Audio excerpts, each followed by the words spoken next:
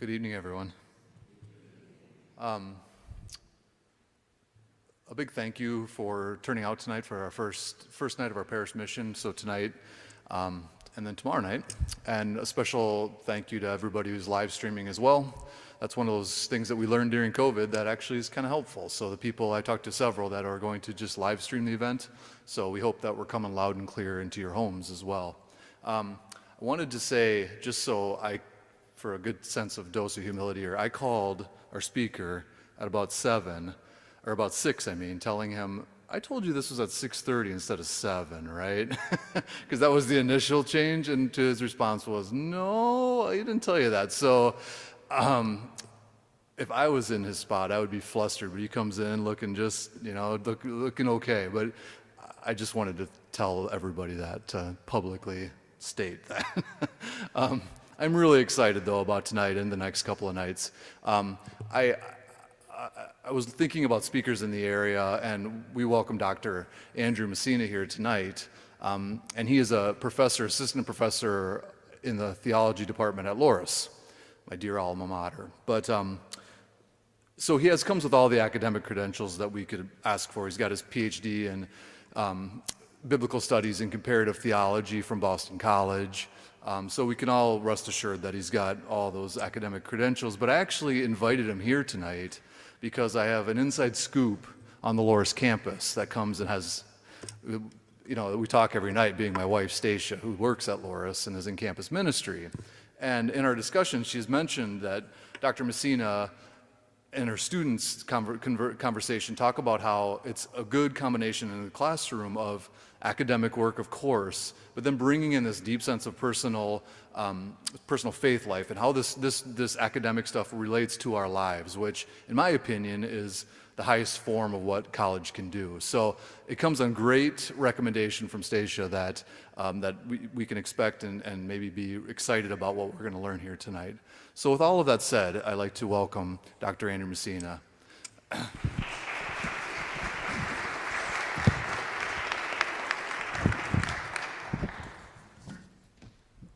Well, thank you very much for having me. Everybody can hear me okay? Excellent. I was going to use that half hour to think about what I was going to say. No, just kidding. I prepared a lot for this. I watched 3 YouTube clips and 1 TikTok, so I pretty much know what I'm going to say based on what I saw there. Just kidding. Thank you very much for having me. Ooh, that was loud. Thank you very much for having me. I'm very delighted and honored to be here to speak to you about the desert, or the wilderness, I should say, which is an interesting topic, especially in light of everything that we have been through ourselves and everything that we've encountered as individuals and as a community, as a church, so on and so forth. So we'll get into all of that over the next couple of days. I thought it might be good to start with a little bit about what the wilderness is in the Bible. What the wilderness means in the Bible. And if you're anything like me growing up, when I would read biblical stories, or when I was able to read, when I would start to learn about biblical stories, I would associate what I saw in the Bible with my own experience, which is a natural thing to do. I mean, that's what the biblical text is for. It's supposed to relate to your life. But I would, growing up in Portland, Oregon, when I would hear wilderness, I would think of the wilderness in the exact same way as a forest, and that's what I assumed where all of the action was happening. But unbeknownst to me, and as I got older, I began to realize, well, actually, the wilderness that the Bible talks about is not really the forests of Portland, Oregon. It's actually a pretty severe desertous region. I'm going to show you a few pictures of what the wilderness looks like around the area of Judea, the ancient area of Judea. These are modern day pictures, by the way. They're not from 2,000 years ago, just to be clear. I didn't travel back in time, snap a few pictures, and then come back here. So as you can see, it's many of the areas of the wilderness, and perhaps a better translation is desert, are very arid, very sparse, very hilly. As you can see here in these pictures, not a lot of life going on. a lot of snakes, a lot of reptiles crawling around, if there is any life. It almost sort of looks like the landscape or a Martian landscape in some ways. And so this is the wilderness that the biblical texts are referring to when they talk about the wilderness. A very dry, arid place, filled with hills, not much by way of civilization. Civilizations, of course, did exist in Judea, but those were usually around where water was, such as the Sea of Galilee, for example, famous place that a lot of us have heard about, the Jordan River, so on and so forth. But a lot of it, there was no water, and it looked a lot like this. The wilderness, as I was saying, is a hot place, especially in the region of Judea or the Levant, or where modern-day Israel is. It was a very hot place, especially during the summer. Maybe not by Dubuque standards, actually. When you add in the humidity, it actually feels quite hot here. But there, temperatures could range between 80 to 100 during the summer. It does get cooler during the winter. It is somewhat of a Mediterranean climate, especially when you get closer to the Mediterranean Sea. But it was a very hot place, a very dry place, as I was referring to. It was also not the safest place to be. I talked about snakes. You could get bitten by a snake. You're not quite sure who's living out in the wilderness as well. You could encounter bandits, thieves, people who are up to no good. It's not necessarily a place you would want to spend a lot of time, especially if you want to be in a place of safety. If you don't know where you're going, it can be a place where you can get lost. You can get lost quite easily in the wilderness. And it was very easy to be exposed to heat, heat exhaustion, heat stroke. Has anyone, do you know of anyone who has encountered heat stroke or heat exhaustion before? It's a pretty serious condition that, it's a pretty serious condition that one can encounter when one is exposed to heat for an extended period of time. There are some things that can happen to you if you are exposed for heat for a long period of time. For example, you can get a headache. You can get dizzy from the lack of water, from the exposure to the heat. You can feel disoriented. You're not really sure where you're going or where anybody is, or having trouble remembering things. You can get agitated. It's probably something we've experienced before. When you're hot, somebody is annoying you, and you suddenly just want to snap at them.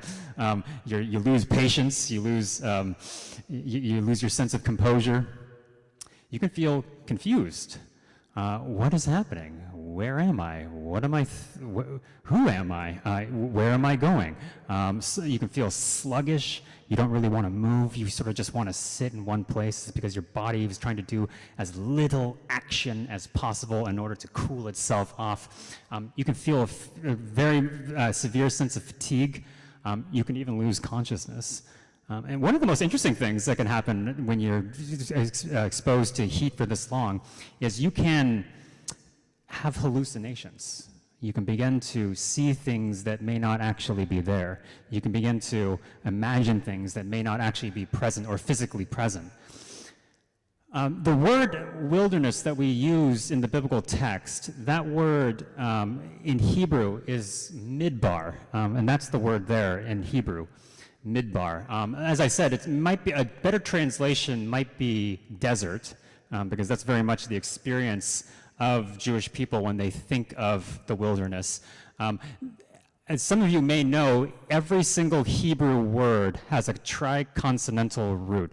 I suddenly feel like I'm losing people. I won't get into too much of the technicalities of this, but it's actually quite important when you're thinking about the wilderness. So every Hebrew word has a 3-consonant root. In this case, it's a Dalet, Bet, and Resh, down there at the bottom right there. Dalet, Bet, and Resh. And those, that word right there at the bottom is translated as davar, or excuse me, you pronounce it davar, but it can be translated as to speak, to talk to somebody. It can also be translated as thing, word, or commandment, which is an interesting way of thinking about the wilderness, that its roots is to speak and perhaps to revelation itself. And so when you think about the wilderness, perhaps one way of thinking about the wilderness, midbar, is to think of it as the place in which one is spoken to, the place in which one receives a message, the place in which one receives revelation. That may be one way to think about the wilderness. This suddenly went quiet, I feel like. Can people still hear me? Okay. Maybe they were thought I was being a little too loud, so they toned me down. So it's this combination of danger, excitement, mystery, confusion, agitation, and this sense of lostness, wanderingness, that can make the wilderness feel like a very spiritual experience if one is there for an extended period of time. I hesitated giving this analogy, and I'll give it, but it's a loose analogy that I'm going to give. There is a practice within certain Native American tribes known as the sweat lodge. I take it people have heard of it before. And in this context, depending on which Native American tribe you're a member of or associated with, there are a variety of purposes for it.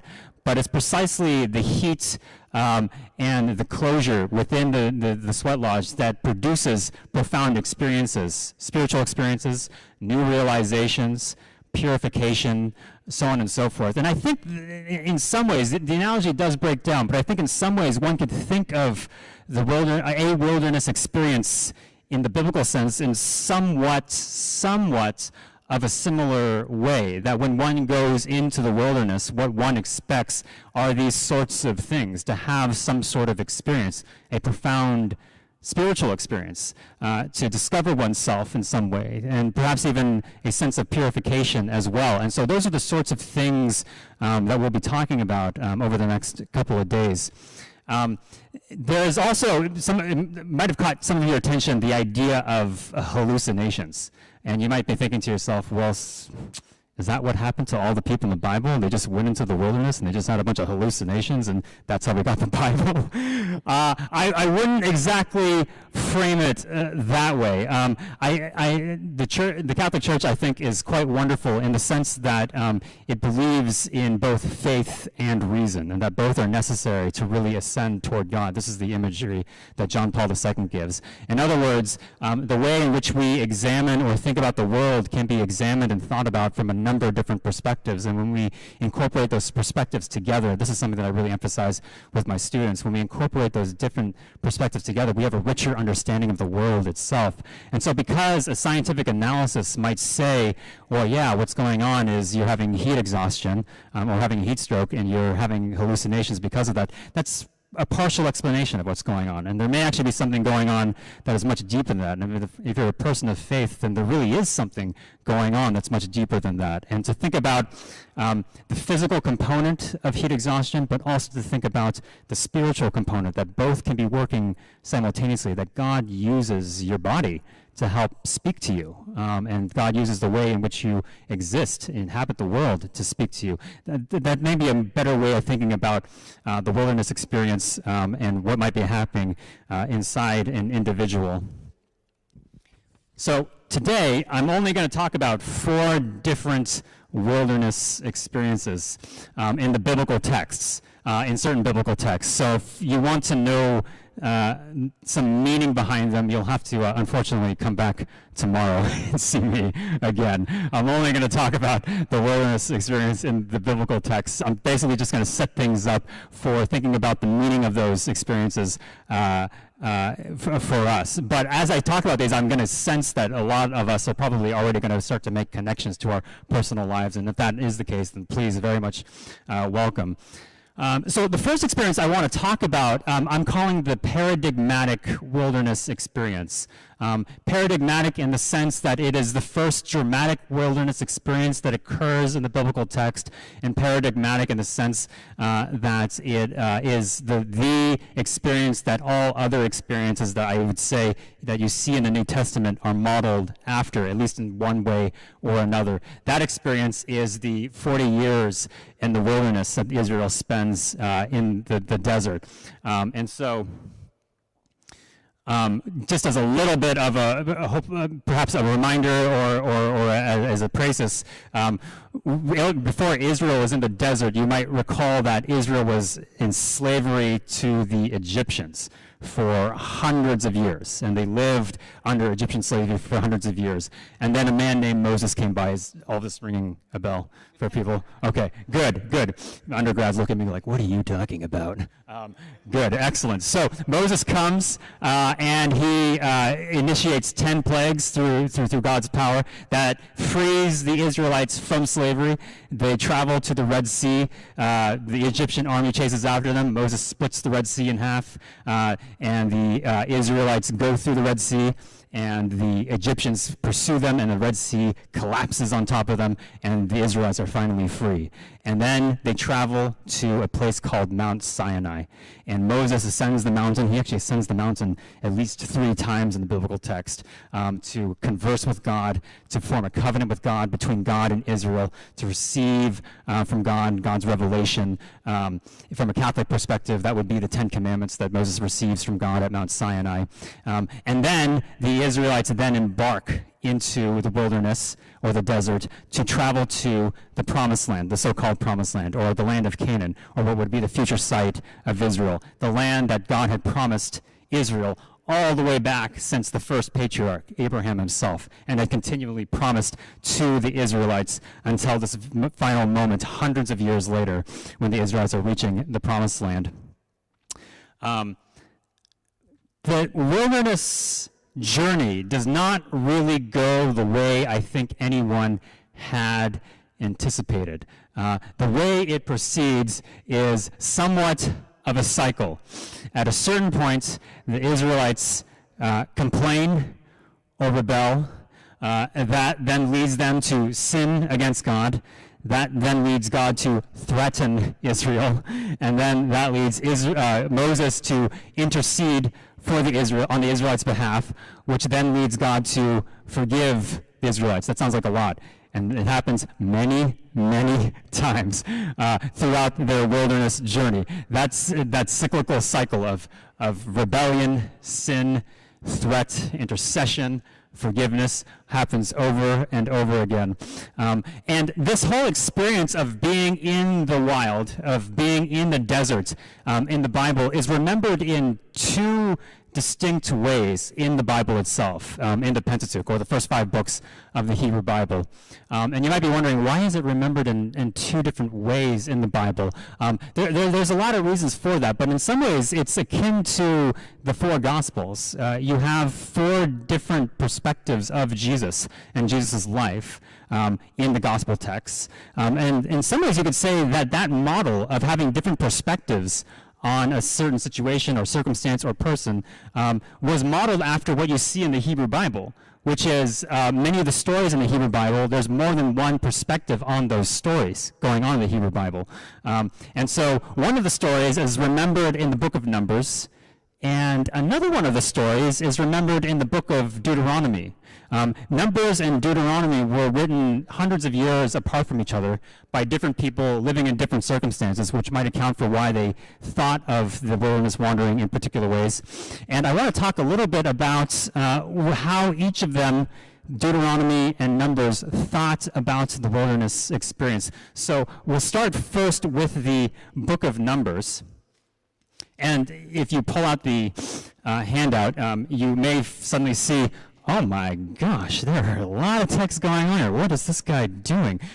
This is what happens when you get a biblical scholar to speak at an event. He's going to give you a bunch of Bible texts. But you can think of this as a calisthenic practice for the Easter Vigil, in which you'll be reading a lot of text, similar to the length that you see here. So let me set up the book of Numbers a little bit for you. The Israelites get close to the Promised Land. And when they get there, God then tells the Israelites, well, what I want you to do is to scout out the Promised Land and then report back to the rest of the Israelites. So the Israelites say, okay, we'll send Joshua and we'll send Caleb and we'll send several other people to scout out the land to see what's going on there. And Joshua, Caleb, and their cadre go out into the land of Canaan to scout it out, and they're gone for 40 days.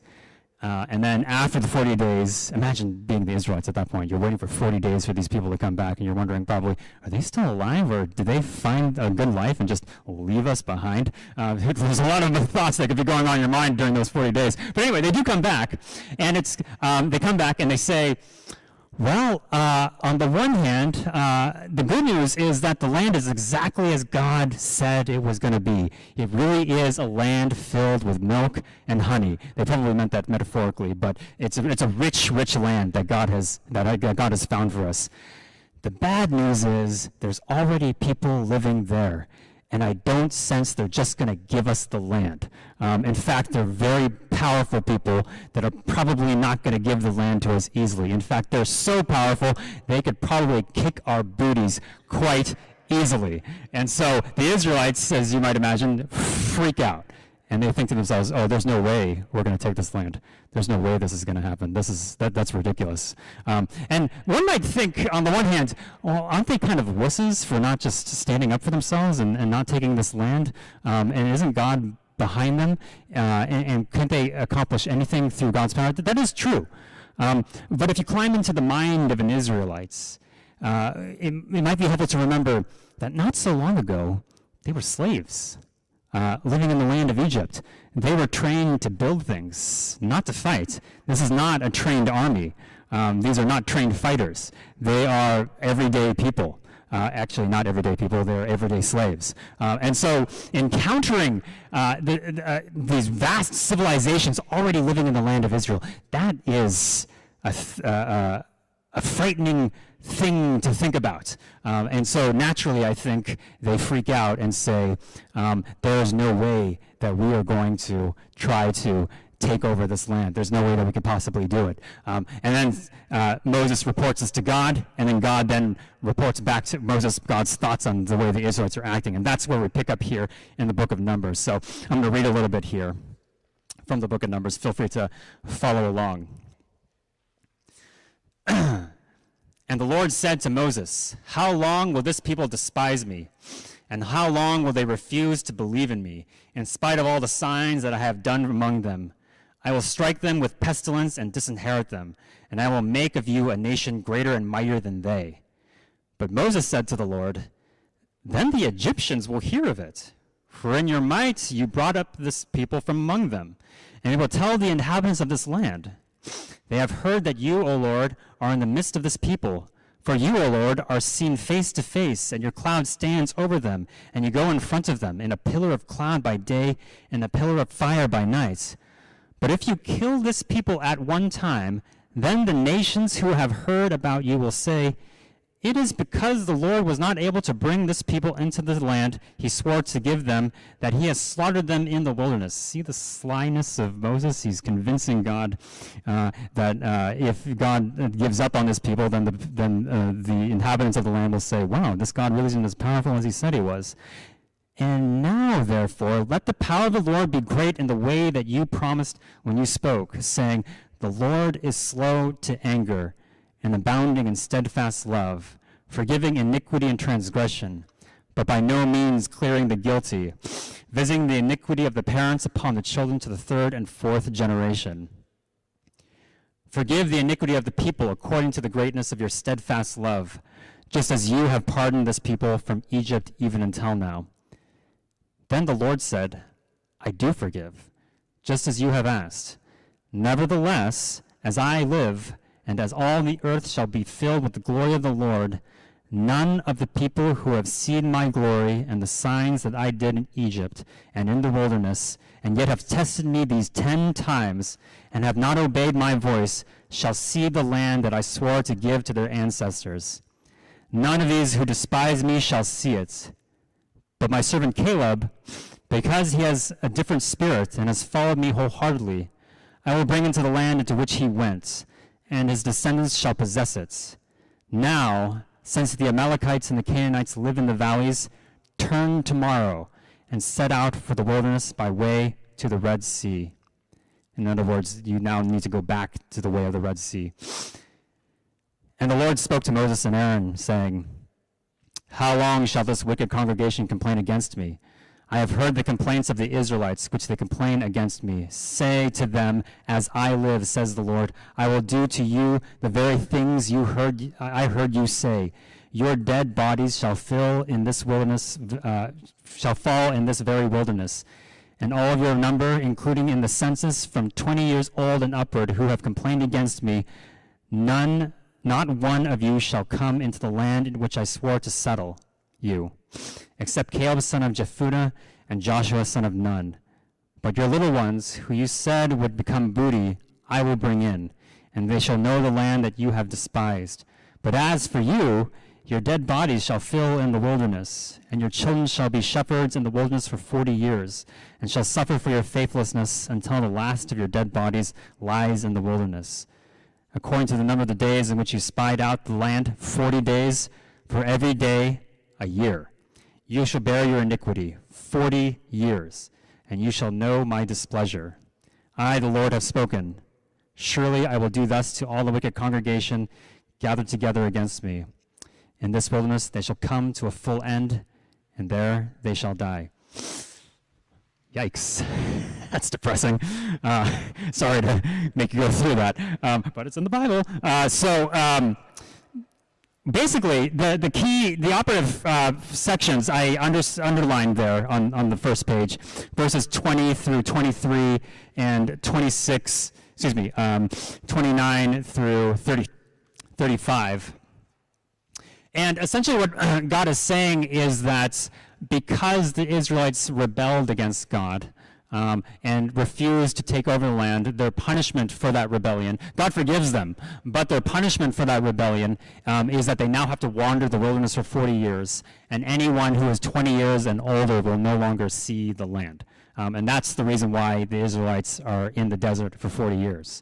So that's one perspective on why the Israelites were in the wilderness for 40 years. And I want to give you another perspective. This comes from Deuteronomy.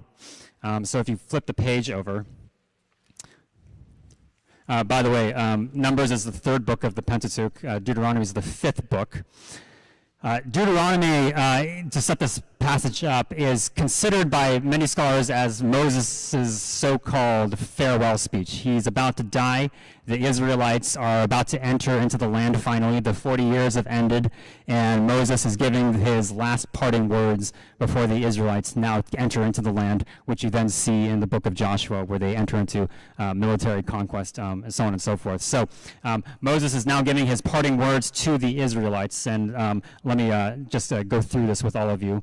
So, according to Deuteronomy, this entire commandment that I commanded you today, you must diligently observe, so that you may live and increase, and go in and occupy the land that the Lord promised on oath to your ancestors. Remember the long way that the Lord your God has led you these 40 years in the wilderness, in order to humble you, testing you, to know what was in your heart, whether or not you would keep his commandments. He humbled you by letting you hunger, then by feeding you with manna, with which neither you nor your ancestors were acquainted, in order to make you understand that one does not live by bread alone, but by every word that comes from the mouth of the Lord. The clothes on your back did not wear out, and your feet did not swell these 40 years. Know then in your heart that as a parent disciplines a child, so the Lord your God disciplines you. Therefore, keep the commandments of the Lord your God by walking in his ways and by fearing him. For the Lord your God is bringing you into a good land, a land flowing streams, with springs and underground waters, welling up in valleys and hills, a land of wheat and barley, of vines and fig trees and pomegranates, a land of olive trees and honey, a land where you may eat bread without scarcity, where you will lack nothing, a land whose stones are iron and from whose hills you may mine copper. You shall eat your fill and bless the Lord your God for the good land that he has given you. Take care that you do not forget the Lord your God by failing to keep his commandments, his ordinances, and his statutes, which I am commanding you today. When you have eaten your fill and have built fine houses and live in them, and when your herds and flocks have multiplied, and your silver and gold is multiplied, and all that you have is multiplied, then do not exalt yourself, forgetting the Lord your God, who brought you out of the land of Egypt, out of the house of slavery, who led you through the great and terrible wilderness, an arid wasteland with poisonous snakes and scorpions. He made water flow for you from the flint rock and fed you in the wilderness with manna that your ancestors did not know, to humble you and to test you, and in the end to do you good. Do not say to yourself, my power and the might of my own hand have gotten me this wealth. But remember the Lord your God, for it is he who has given you power to get wealth, so that he may confirm his covenant that he swore to your ancestors, as he is doing today. Do you notice the difference between those two texts? In Numbers, the message is, you wander in the wilderness because this is your punishment for your rebellion against God. That does not seem to be the entire message you see in the book of Deuteronomy. Deuteronomy thinks of the wilderness wandering as a process of testing. God is wanting to make sure the Israelites are who they think they are. God wants to make sure that they are ready to enter into the land, because God senses that when they enter the land and when they become prosperous, something might happen. They might forget God. In their prosperousness, they might forget the one who gave them everything in the first place. And so God used the wilderness experience to prepare them to live in the land. And so you have two interesting perspectives, I think, on the 40 years in the wilderness. In Numbers, the perspective seems to be that this is punishment for what you have done. But in Deuteronomy, the message seems to be that this is preparation. God is preparing you to enter the land, to take the land, and to remember God when you become numerous and prosperous and wealthy and whole. Interesting way of thinking about the wilderness experience. Before I move to the next wilderness experience that I wanted to talk about, which moves to the New Testament with John the Baptist and Jesus' desert wanderings, I just wanted to say a little bit about what the wilderness was like, or how the wilderness is remembered from a Jewish perspective. And so some of you, or many of you, may be aware of the festival within Judaism known as Sukkot. Maybe show of hands, people have heard of this before? Or a few people? Okay, yeah. So the way the wilderness experience is remembered in Judaism is based on Leviticus 23, and it's a 7-day ceremony in which Jews are build sukkahs, or booths, as it were. It's also known as the Festival of Booths. So you can see the booths, or that's an example of a booth. And this is meant to remind one of the 40 years in the wilderness. And the way in which a booth is constructed, there's actually specific requirements for a booth to be built. It has to follow certain requirements. The walls need to be made of either wood or canvas.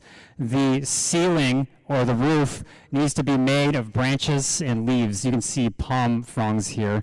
And you might be thinking Palm Sunday. There's a lot of resonances going on, I think, between Judaism and Christianity, which we could talk about another day.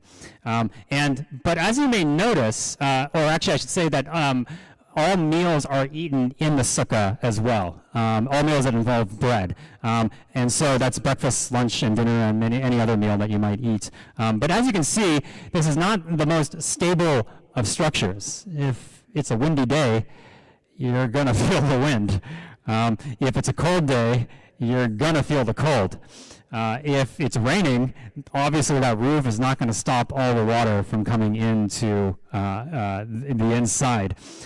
So one might wonder, well, why would people be eating in this shanty little hut for 7 days? That seems kind of ridiculous. And the way it's, Judaism famously does not like to theologize. And so when you ask a Jew, why do you do this? They sort of scratch their head and say, like, what are you talking about?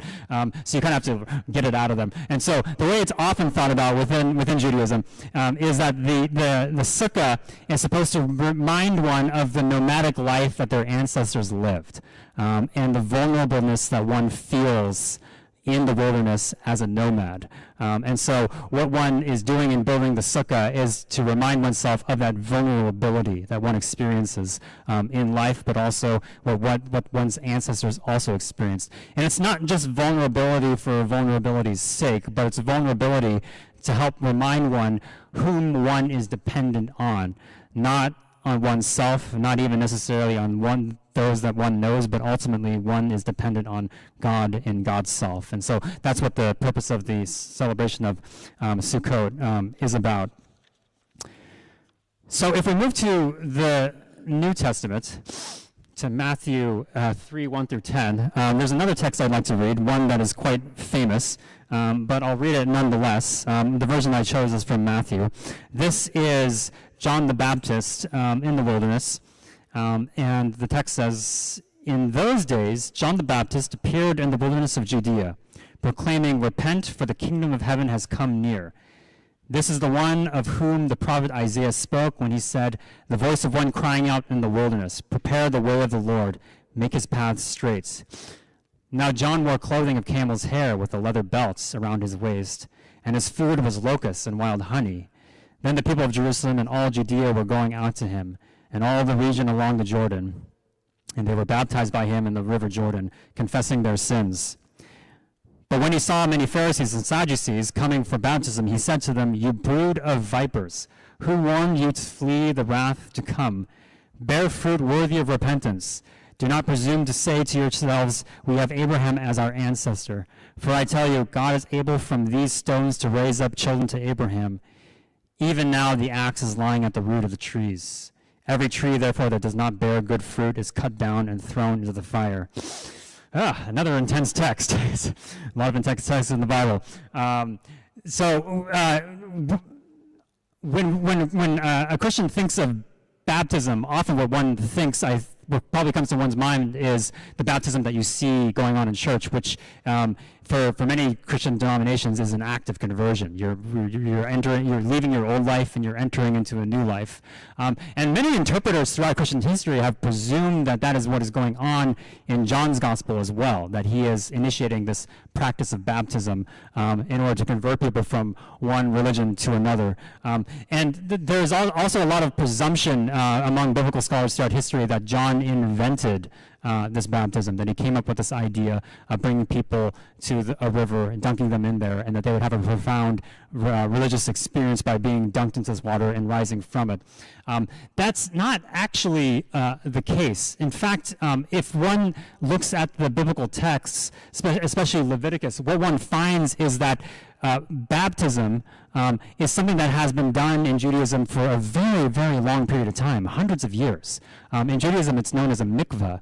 And if you look at Leviticus, mikveh, or the plural of it, mikvot, have a variety of purposes. But its basic function is to move a person from a state of ritual impurity to a state of ritual purity.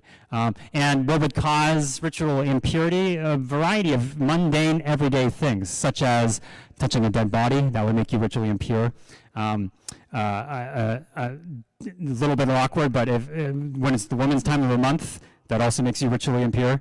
The high priest, when he is getting ready for Yom Kippur, he's ritually impure, and so he needs to undergo a mikveh. And so it's a very common experience that many people undergo quite frequently throughout their entire life. And so if it's a common experience that people must, or ritual I should say, that people undergo, then perhaps the best place for mikvot, or bathing sites, would be where a lot of people are, which are in cities. And that's exactly where most of the mikvots have been found, in cities. This is a picture of a mikveh in Jerusalem from the 1st century. As you can see here, people would enter through this portal right here, and then they would step down the stairs into the water. You can see 2 different colors on the wall right there. That indicates where the water line was. Somebody would come in, bathe, and then exit. It's an everyday, mundane, not mundane, but it's an everyday occurrence that happens for many people. And so what's odd about what's going on with John, I think, is not so much that he is engaging in this ritual act, which is quite common within Judaism. It's something that happens quite frequently in Judaism, especially depending on who you are or what you do throughout the day. I think what's odd about what John is up to is that he's not doing it in a city. He's doing it in the wilderness, in the middle of nowhere. That's the odd thing about what John is up to. And the question is, why would he go to the wilderness to engage in this ritual purity act? And to get a sense of that, I think what might be helpful is to also think about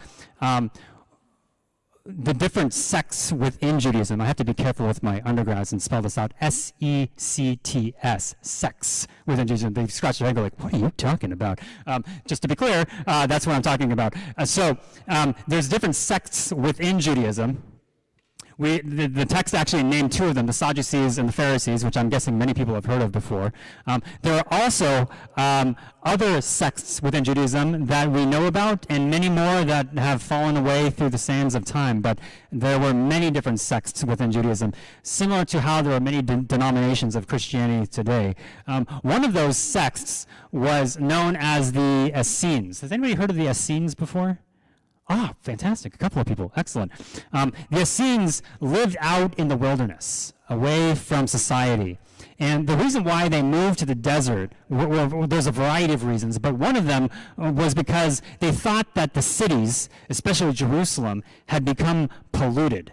And primarily that was because of Herod and his kin and the ways in which they allowed Hellenism to seep into Jewish culture, Jewish religion, Jewish everyday life. Herod, you might recall from the New Testament, he was the king when Jesus was born, and then his sons took over after he died. The kingdom was split up. And Hellenism, as some of you might recall from your either college or high school civic class, is Greek culture, Greek ideas, Greek philosophy, Greek entertainment, so on and so forth. And so some Jews felt that Hellenism and Judaism were incompatible. And that was definitely the Essenes. And they felt that Hellenism had infiltrated the cities, and so they decided we need to flee to the wilderness, to flee these impure Hellenistic practices. They also had a number of different ideas as well, including they thought that there was a big battle going on between heaven and hell, and that everyone needed to convert to the Essene, not convert, they needed to follow the Essene practices, otherwise you would be cut down with an imminent end arrival. They believed that the world was ending soon, so on and so forth. And so I don't want to make the presumption that the Essenes were the sect that John was part of. That would be perhaps going a little too far because the text itself doesn't really support that. But if you look at the text, a lot of the ideas that the Essenes had, oh, by the way, they also really emphasized purity rituals, such as the mikvah. But if you look at the way that the Essenes acted, and if you look at what John is up to, there's a lot of similarities between them. Both of them thought or emphasized ritual purity. Both of them fled to the wilderness, and both of them thought the world was going to end pretty soon. Both of them thought that you had to make a dramatic change, otherwise you would be left behind. And so if one thinks of John from that perspective, then perhaps the reason why he went to the wilderness and stayed in the wilderness, an emphasis on stayed in the wilderness, was because he thought that the cities themselves were just dirty, disgusting, terrible place to be. And so he wanted to get out of there. He wanted to get to the wilderness where things were more pure, things were lighter, things were freer, things were not burdened by the shackles of Hellenism, so on and so forth. So that's what seems to be going on in John's mind in starting this baptism ritual. And it's interesting that Jesus goes to John, and there's a lot of speculation as to why he would go to John. The text itself is a bit mysterious, I think, in terms of one's ability to understand what it's saying. If you look at the text below Matthew 3, I've given you the three different versions of the baptism scene.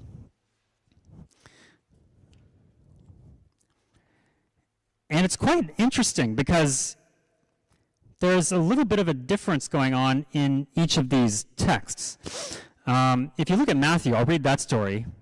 Then Jesus came from Galilee to John at the Jordan to be baptized by him. John would have prevented him, saying, I need to be baptized by you, and do you come to me? But Jesus answered him, let it be so now, for it is proper for us in this way to fulfill all righteousness. Then he consented. And when Jesus had been baptized, just as he came up from the water, suddenly the heavens were opened to him, and he saw the Spirit of God descending like a dove and alighting on him. And a voice from heaven said, this is my Son, the Beloved, with whom I am well pleased.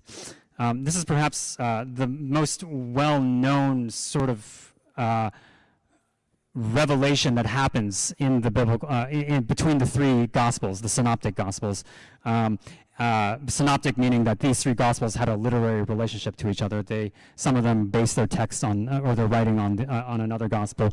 And so this sense of Jesus goes into the water, he comes out, there is a bright light perhaps, a dove descends, and then everybody hears, "This is my son, with whom I am well pleased." And so this is a revelatory moment for those who have come to the wilderness to commune with John. They're now seeing that they're now face to face with the Messiah. There's something also interesting going on in the other two texts. If you look at Mark and Luke, verse 11 in Mark and verse 22 in Luke. Verse 11 in Mark says, "And a voice came from heaven, 'You are my son, the beloved. With you I am well pleased.'" And then Luke seems to have the same text, "You are my son, the beloved. With you I am well pleased." Notice the difference between those texts. In Matthew, it appears that the voice from heaven is speaking to everybody. "This is my son." But in Mark and Luke, it appears that the voice is speaking directly to Jesus. "You are my son, with you I am well pleased." And that's an interesting thing going on there. Why would God be speaking directly to Jesus these words? And one might wonder what that exactly means. The church itself has not made a declaration of how Jesus developed as a human being, what he knew growing up, whether maybe he knew quantum physics as a 3-year-old, so on and so forth. But one could perhaps glean from these texts that maybe this is a revelatory moment for Jesus as well. He's learning something about who he really is in this baptism moment. Possibility. Something I'll just leave out there. Regardless, what appears to be happening is that Jesus is exemplifying what happens in the wilderness. That if you go into the wilderness, what you encounter is a revelatory moment, or what you could encounter is a revelatory moment. And I'll touch more on that the next time we come together. But before I get to that, let me talk a little bit about the last thing, or the last wilderness experience for today, and that is the temptations. As you can see, I've given you the three texts from Matthew, Mark, and Luke. And as you can see, there's actually quite a difference between these three texts, which I'll try to tease out a little bit for us. And so if you look at these different texts, what you see is Mark is by far the shortest of the three. This is what Mark says about Jesus' temptations. "And the Spirit immediately drove him out into the wilderness. He was in the wilderness 40 days, tempted by Satan, and he was with the wild beasts, and the angels waited on him." That's it. That's all Mark has to say about that. Maybe his hand got a little tired and he just decided, they get the picture. Maybe. Who knows? Who knows what was on the mind of Mark? But Matthew and Luke clearly have more to say about what happens in the wilderness. If you look at Matthew, for example, "Then Jesus was led up by the Spirit into the wilderness to be tempted by the devil." Already you can see a difference between these two texts. Notice in Mark it says that the Spirit drove him into the wilderness.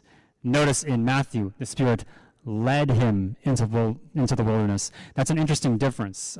Mark gives a sense that the Spirit's really just pushing him out into the wilderness, versus Matthew, it's a little gentler, probably, like, "Hey, you want to go that way? Maybe we should go that way." Okay. Versus, "You need to go that way now." Interesting difference. He fasted 40 days and 40 nights, and afterwards he was famished. The tempter came. Notice how Matthew refers to him as the tempter, and said to him, "If you are the Son of God, command these stones to become loaves of bread." But he answered, "It is written, one does not live by bread alone, but by every word that comes from the mouth of God." Then the devil took him to the holy city and placed him on the pinnacle of the temple, saying to him, "If you are the Son of God, throw yourself down, for it is written, he will command his angels concerning you, and on their hands they will bear you up, so that you will not dash your foot against a stone." Jesus said to him, "Again it is written, 'Do not put the Lord your God to the test.'" Again the devil took him to a very high mountain and showed him all the kingdoms of the world and their splendor. And he said to him, "All these I will give you if you will fall down and worship me." Jesus said to him, "Away with you, Satan, for it is written, 'Worship the Lord your God and serve him only.'" Then the devil left him, and suddenly the angels came and waited on him. So it would appear that Jesus goes into the wilderness explicitly to be tempted by the devil. And the devil tempts him a number of times while he's in the wilderness. These last three just happen to be the ones that the gospel writers talk about. But it appears that over the course of 40 days, Jesus is being constantly tempted by the devil in various ways. And then it would appear that these three occur. And one might wonder why these three occur at the end. And one can think about what exactly is going on with Jesus at the end of these 40 days. Well, a lot of the things that we talked about at the beginning of our time together, a lot of the ways in which one would be exposed to the elements he was experiencing by this time, being in dry, arid land, being in an unfamiliar place, feeling perhaps unsafe, being alone, being exposed to the sun for a long period of time, perhaps feeling dizzy, maybe even feeling a little confused, feeling very thirsty, disoriented. All of these things are going on in Jesus' mind and his body. And then it would appear that when he's at his lowest, perhaps in a human way, in his weakest state, that's when the devil comes. When he's to give these three final tests, when he's at his weakest state, and he tries to give him these three tests in order to turn him over to his side. If you look at these temptations, there's something interesting going on between Matthew and Luke. The three temptations are the same, but the order in which they're presented is different. And that's kind of a curious thing, and one might wonder what the significance of that might be. It could just be that it happened to be recorded in three different ways. It could be that Matthew and Luke had two different traditions, and so they just simply copied it in the way that they had received it. It could also be that they intended that difference, or that they intended the order in which they wrote their texts, meaning these temptations are being presented in a specific order to communicate a specific message.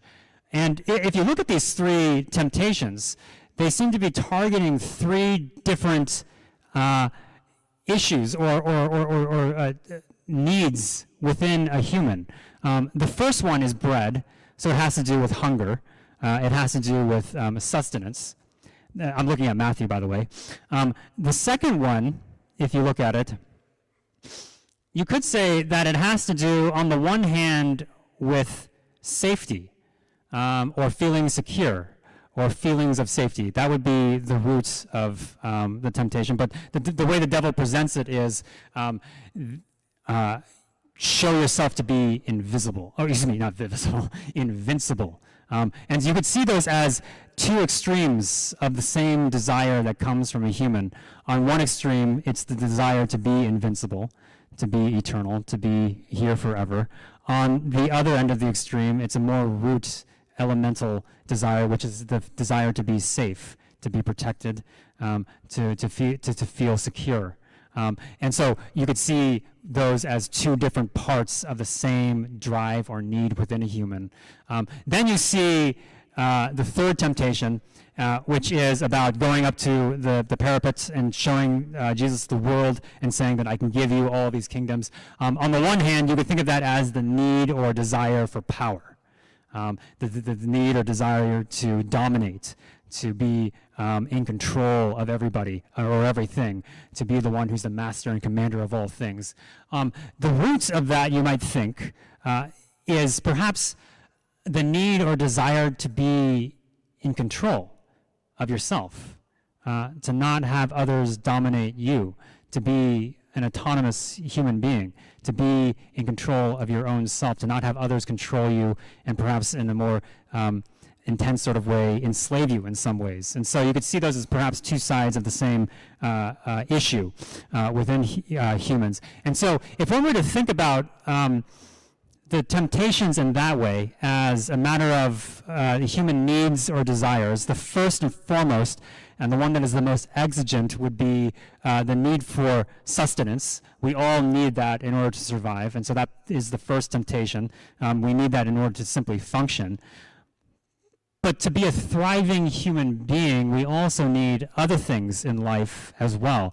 A feeling of security, and also a feeling of autonomy, or a feeling of being in control of yourself and not having someone else control you. These are also necessary for a human to thrive as a human being.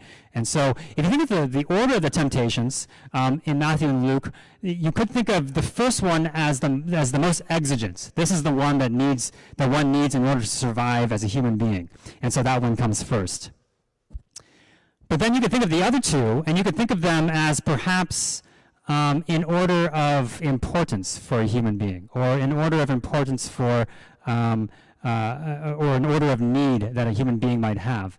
And that could depend on whichever human being you are talking to. For some humans, the most important, or after the issue of exigency has been addressed, after one is fed, the most important need or desire is control, or autonomy, or the desire to control others. And for others, it might be that your most important need or desire, or your deepest desire, might be the feeling of safety, or security, or the desire to be invincible or invulnerable. And so Matthew and Luke present two different orders, and one can think of those in two separate ways, that for some, or from Matthew's perspective, the most important thing is control. For Luke, the most important thing is safety. That may be one way to think about why those two present the order in different ways, why Matthew has control coming last, and why Luke has safety coming last. The last thing I wanted to raise, which I think is quite fascinating in these texts, is verse 13 in Luke. And this is unique to Luke. When the devil had finished every test, he departed from him until an opportune time. It's an interesting difference that Luke leaves there. This idea that these tests are over, but the tests are not over. These particular tests are done, but the time of testing never ends. And so I'll leave you with that. So thank you very much, everybody, for coming out tonight. And we'll talk about the meanings of these texts and how they might apply to our lives tomorrow night. And I'll turn it over to Dave.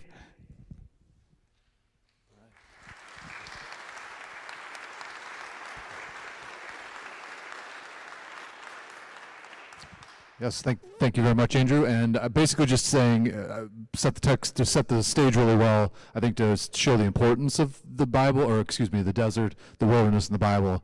So please come back tomorrow night and we'll hear how it relates to our lives and how we can use the Bible experiences to enhance our Lent. So thank you all for coming, and hopefully we'll see you tomorrow night at 6:30.